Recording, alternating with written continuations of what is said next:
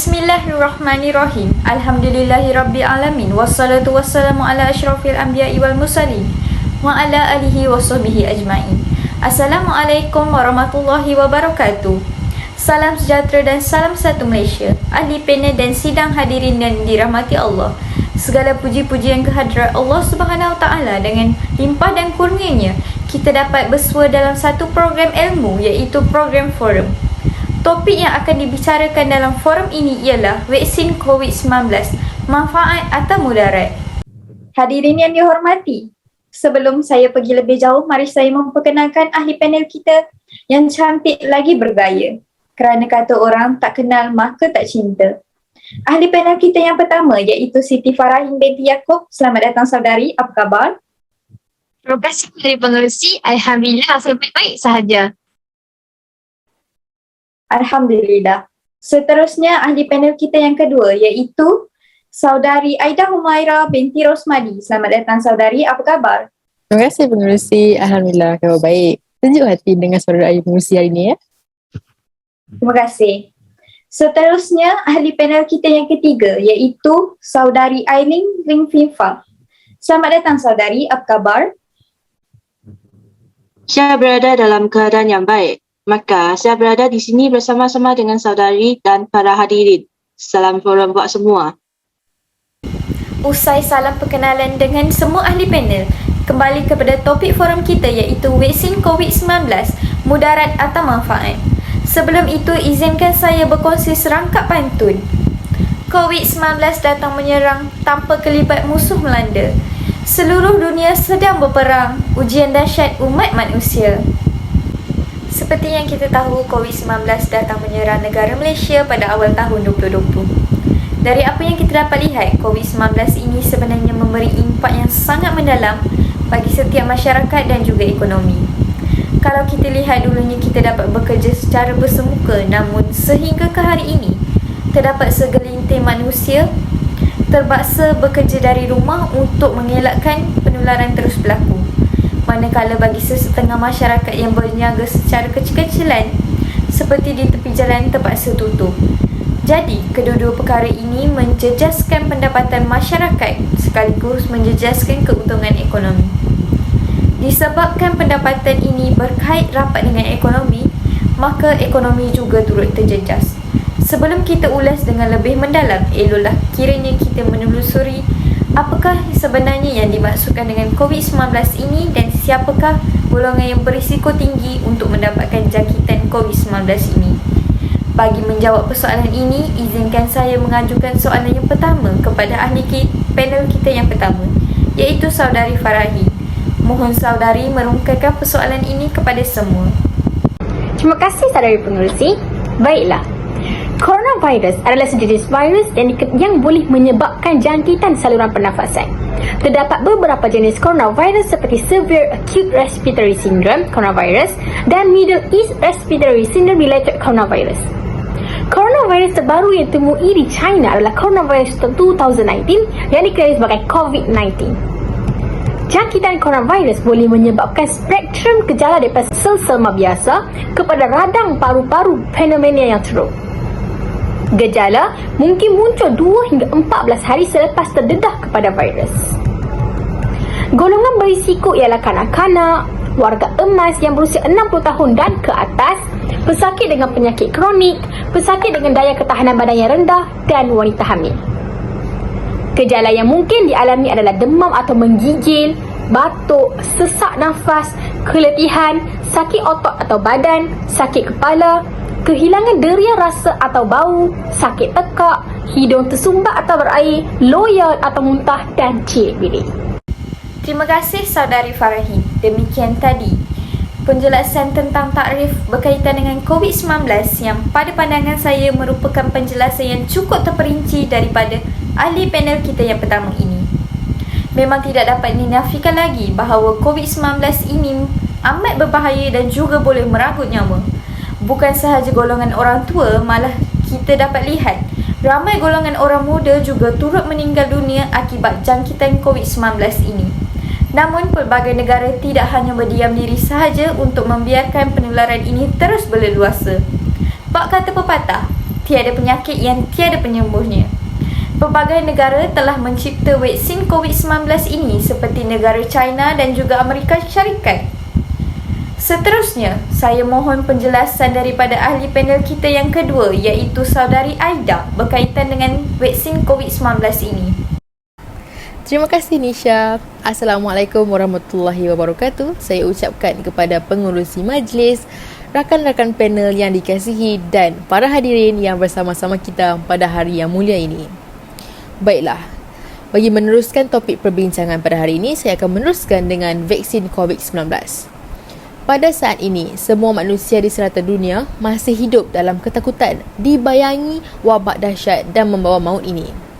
Setelah vaksin COVID-19 yang pertama berjaya dihasilkan pada tanggal 11 Disember 2020, populasi dunia maupun pemimpin-pemimpin negara semakin terdesak untuk mencapai imuniti kelompok atau bahasa lainnya ialah herd immunity dalam kalangan rakyat di negara masing-masing sebagai salah satu usaha untuk menamatkan pandemik ini secepat mungkin.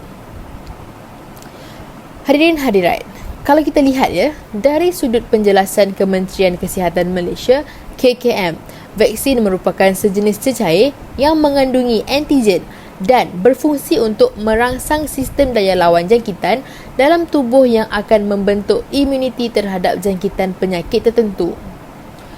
Antigen ini apa? Baiklah, antigen ini diperoleh dari sebahagian atau keseluruhan antara virus atau bakteria yang telah dimatikan dan dilemahkan. Okey, kita lihat sebagai contoh, pakar perubatan mengambil satu sampel virus COVID-19 dan melemahkannya. Mereka kemudian mencipta satu vaksin menggunakan antigen yang telah diambil dari sampel virus tersebut dan menyuntiknya ke dalam badan seorang manusia. Sistem pertahanan manusia tersebut kemudiannya akan menganalisa, menentukan, mengenal pasti bahawa ia merupakan satu virus bahaya, satu jenis benda asing yang tidak sepatutnya berada dalam badan. Sistem berkenaan akan mula bekerja untuk menghapuskan virus itu. Apabila manusia tersebut dijangkiti COVID-19 yang sebenar, badannya telah berada dalam mod sedia kerana sistem imunisasi telah pernah berjumpa dengannya secara tidak langsung melalui vaksin. Maka, badan akan lebih kuat dan peluang untuk sembuh sepenuhnya juga adalah lebih tinggi berbanding manusia yang tidak mengambil vaksin.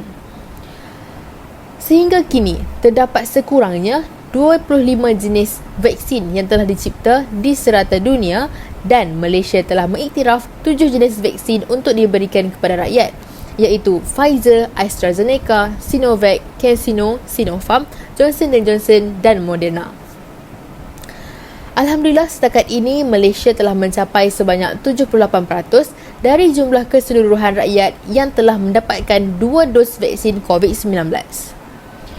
Hadirin hadirat yang dirahmati, seperti sedia maklum, kerajaan kita sedang bergiat aktif dalam mengusahakan pemberian dos anjakan atau yang lebih dikenali sebagai booster shot. Ramai antara kita, orang ramai yang enggan untuk mengambil dos tambahan ini. Namun hadirin perlu tahu dos anjakan ini adalah penting kerana akan dapat meningkatkan lagi antibodi dalam badan dan sistem pertahanan kita akan sentiasa berwaspada dalam menentang virus COVID-19. Terima kasih ahli panel kita yang kedua atas penjelasan yang panjang lebar berkaitan dengan jenis-jenis vaksin.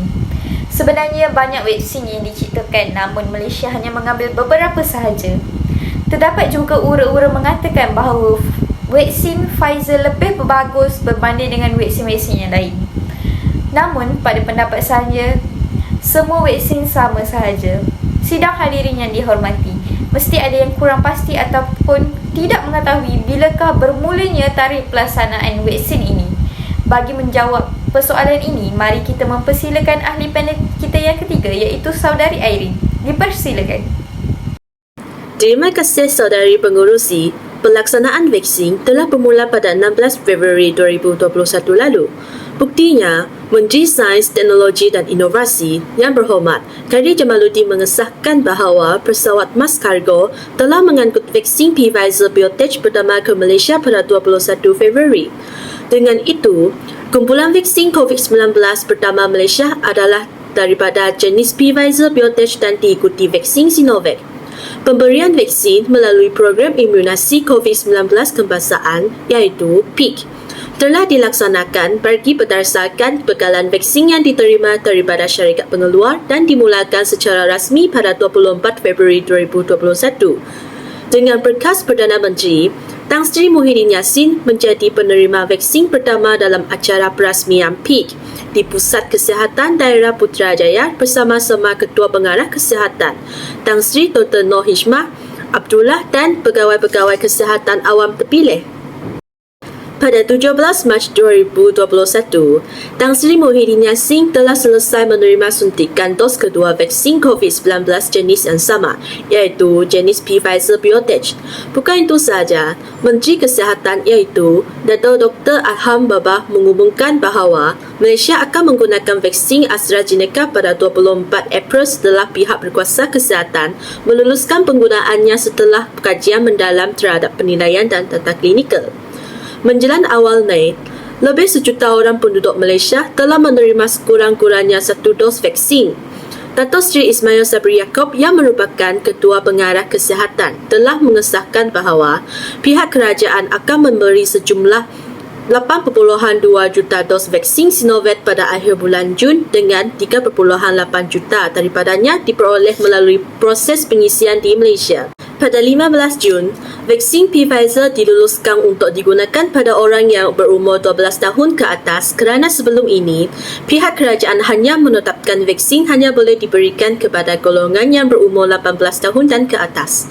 Tidak lama kemudian, Yang Berhormat Khairy Jamaluddin mengumumkan rancangan pemvaksinkan para pelajar tingkatan 5 dan tingkatan 6 pada sekurang-kurangnya bulan Julai sebagai persiapan mereka untuk menghadapi peperiksaan-peperiksaan awam.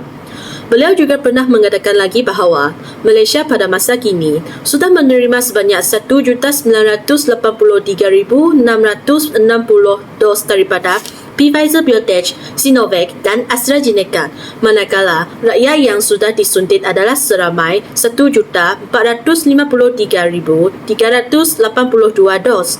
Beliau berkata, yang menunjukkan kadar penggunaan ialah 75% manakala 25% lagi adalah disimpan untuk temu janji yang disusun berdasarkan jadual penghantaran vaksin.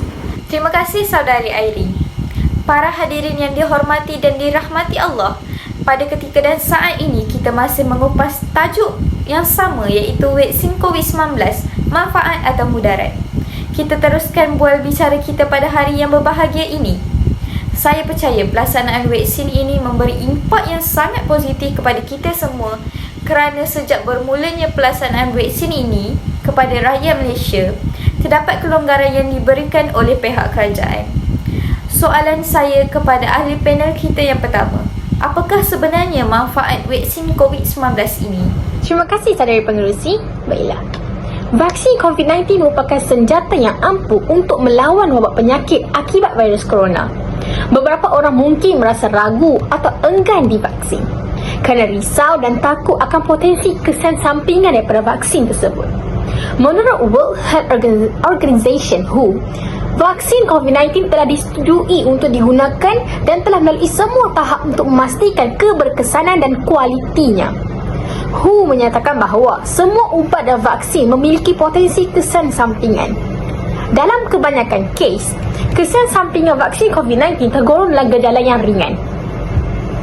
Mengenai hal ini, WHO meminta negara-negara untuk memiliki mekanisme yang baik dalam mengidentifikasikan kesan sampingan setelah vaksin COVID-19. Di samping itu, setiap orang yang mendapatkan vaksin COVID-19 akan memperoleh banyak manfaat. Salah satunya adalah penurunan risiko mengalami gejala COVID-19 yang parah. Seterusnya, membantu menciptakan herd immunity. Pemberian vaksin COVID-19 bertujuan untuk mencegah dan memutus mata rantaian penularan virus corona. Benar bahawa seseorang yang telah divaksin masih berpotensi untuk dijangkiti COVID-19. Namun, kemungkinan itu terus menurun seiring banyaknya jumlah orang dalam suatu kelompok yang divaksin hingga menciptakan herd immunity. Dengan demikian, memperoleh vaksin COVID-19 tidak hanya menyelamatkan diri sendiri tetapi juga melindungi orang-orang di sekitar kita. Seterusnya, memberi perlindungan pada tubuh badan. Penelitian telah menunjukkan bahawa vaksin memberikan dorongan yang kuat untuk membina perlindungan pada orang yang telah pulih dari COVID-19. Dengan demikian, orang yang belum pernah dijangkiti COVID-19 pun dapat dilindungi dengan vaksin. Selain itu, memperoleh kekebalan tubuh. Vaksin COVID-19 dapat memberikan kekebalan tubuh. Walaupun Centers for Disease Control and Prevention (CDC) mengaku belum mengetahui berapa lama perlindungan yang mampu diberikan oleh vaksin. Hal yang diketahui pasti adalah COVID-19 telah menyebabkan banyak sekali kematian di pelbagai negara sehingga penularannya harus segera diberhentikan. Salah satunya melalui vaksin. Akhir sekali, penurunan sakit parah akibat COVID-19. Orang yang telah mendapatkan vaksin COVID-19 memiliki risiko yang lebih rendah untuk terkena gejala serius jika dijangkiti COVID-19. Sebagaimana uji kaji vaksin Pfizer-BioNTech dan Moderna yang menunjukkan bahawa vaksin ini 100% efektif dalam mencegah penyakit yang parah. Sekian dari saya. Sekian, terima kasih. Terima kasih ahli panel kita yang pertama. Begitu semangat sekali cara penjelasannya. Kalau kita dapat lihat, sehingga ke hari ini masih terdapat segelintir rakyat yang enggan mengambil vaksin kerana ada yang mengatakan ia dapat memudaratkan diri mereka.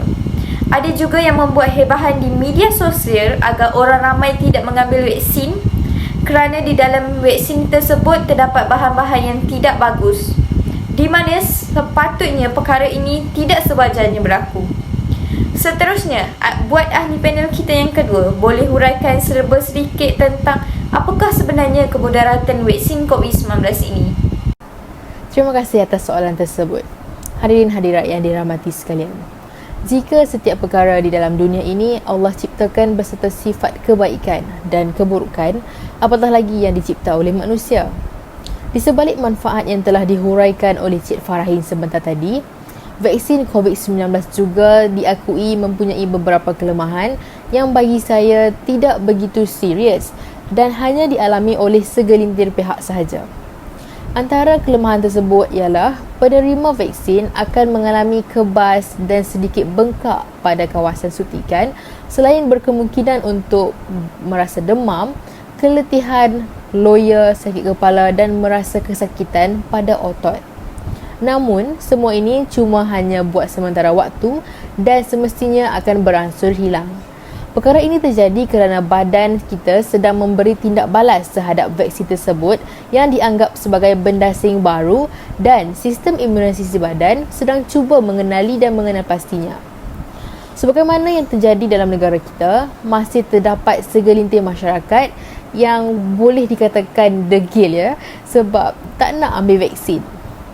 Biarpun dah banyak sebenarnya inisiatif dan kempen yang dilakukan oleh pihak kerajaan maupun badan bukan kerajaan iaitu NGO, golongan seperti ini tetap katakan tidak pada vaksin kerana masih mempercayai kabar angin yang mengatakan bahawa suntikan vaksin ini berbahaya, meskipun sebenarnya mereka melihat sendiri orang kita yang telah mengambil vaksin hidup seperti biasa saja. Tuan-tuan dan puan-puan, mudah-mudahan mereka akan terbuka hati untuk mengambil vaksin kerana ia akan memudahkan segala cara dan negara kita akan segera mencapai tahap imuniti kelompok dan ianya akan memastikan keselamatan kita akan lebih terjamin. Terima kasih saudari. Pada pendapat saya, kemudaratan yang diterangkan oleh ahli panel kedua, vaksin ini tidak terlalu memudaratkan diri kita seperti yang dikatakan oleh segelintir masyarakat.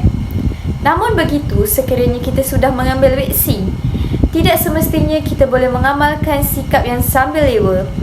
Sebagai seorang masyarakat yang bertanggungjawab, apakah cara untuk mengelakkan daripada wabak COVID-19 ini terus berleluasa selain daripada mengambil vaksin? Boleh ahli panel kita yang ketiga terangkan serba sikit? Dipersilakan. Terima kasih kepada pengurusi yang cantik molek berketinya membawa rasioner persoalan. Pergi menjawab persoalan ini, umum sedia maklum. Cara-cara untuk mengelakkan dari wabak COVID-19 ini terus berleluasa selain mengambil vaksin sering diperkatakan pada masa kini dan menjadi isu fokus dalam media massa. Buktinya, mantan Perdana Menteri Tan Sri Muhyiddin Yassin mengambil tindakan dengan mengisytiharkan Perintah Kawalan Pergerakan selama 14 hari yang berlangsung dari 18 hingga 31 Mac 2020 bagi membentuknya daripada terus merebak. Hal ini dikatakan demikian kerana data wabak kes positif COVID-19 menjadi semakin serius dan mendadak di negara ini ekoran gelombang keduanya yang mencatatkan 2 kematian pada hari 17 Mac 2020 yang lalu sehingga menyebabkan PKP dilanjutkan sehingga 14 April 2020. Pelbagai cara telah dilaksanakan oleh pihak kerajaan. Namun, usaha tersebut ibarat mencurahkan air ke daun keladi kerana formula untuk menyelesaikannya masih menemui jalan buntu. Sepanjang tempoh PKP tersebut, apakah yang harus kita lakukan untuk membentang penularan wabak COVID-19 ini? Siapakah yang harus dipersalahkan dalam hal ini? Tepuk dadah, tanyalah selera. Wajarkah masyarakat menunting jari kepada kerajaan semata-mata? Seharusnya, semua pihak perlulah menyedari bahawa kita belum menewaskan kepada wabak COVID-19 ini disebabkan oleh beberapa faktor yang mungkin dianggap remeh oleh sesetengah pihak selama ini. Cuba kita renungi baris-baris akhir sebuah puisi yang berbunyi, "Wirah negara, takkan ku biarkan tubuhmu binasa. Kau adalah wira yang tidak pernah berhenti berbakti. Kami tunduk dan hormat kepadamu. Kau berjuang demi bangsa dan negara." Puisi 4 kerat ini pada barisan terakhir membawa maksud sesebuah pahlawan dan perjuangan yang bermaksud di negara tersebut bagi mengorbankan nyawa mereka. Kita janganlah bersikap mementingkan diri sendiri seperti tubuh badan yang sihat, hanya memiliki diri sendiri sahaja. Tetapi, tanpa sedar, kita merupakan pembawa kepada virus tersebut. Terdapat beberapa cara untuk mengelakkan diri dari COVID-19 yang kita boleh patuhi. Antaranya ialah kita sebagai rakyat, kita hendaklah melakukan saringan dari masa ke semasa. Sebagai contoh, kita boleh datang dan membuat saringan kesihatan secara percuma di pusat kesihatan tanpa memerlukan membayar sebarang yuran. Hal ini dikatakan demikian kerana pihak kerajaan ingin membantu rakyat Malaysia ini daripada mencegah penyakit tersebut. Bak kata pepatah, nasi sudah menjadi bubur kerana kita perlulah bertindak terlebih dahulu untuk membuat saringan kesihatan sebelum dijangkiti oleh penyakit. Pendek kata, bantulah kerajaan tampil secara sukarela dan menjalani pemeriksaan saringan yang ditetapkan terutamanya kepada mereka yang pergi ke perhimpunan ijtimah tabligh di Masjid Sri Petaling. Selain itu, cara untuk mengelakkan diri dari COVID-19 adalah kita hendaklah kerap membasuh tangan. Dalam konteks ini, pastikan kita perlulah membasuh tangan sekurang-kurangnya dalam tempoh 20 saat setiap kali mencuci. Bukan itu sahaja, penggunaan sabun dan air adalah pilihan yang terbaik kerana gel pembersih tangan mengandungi kandungan paling kurang 60% alkohol untuk membantu membunuh bakteria pada permukaan badan kita. Misalnya, sebagai pemimpin yang ingin kekalkan kesihatan yang baik, kita hendaklah mencuci tangan sebelum memasak ataupun makan, selepas menggunakan tandas, selepas balik dari luar ataupun selepas menghimpus ingus, batuk ataupun bersin.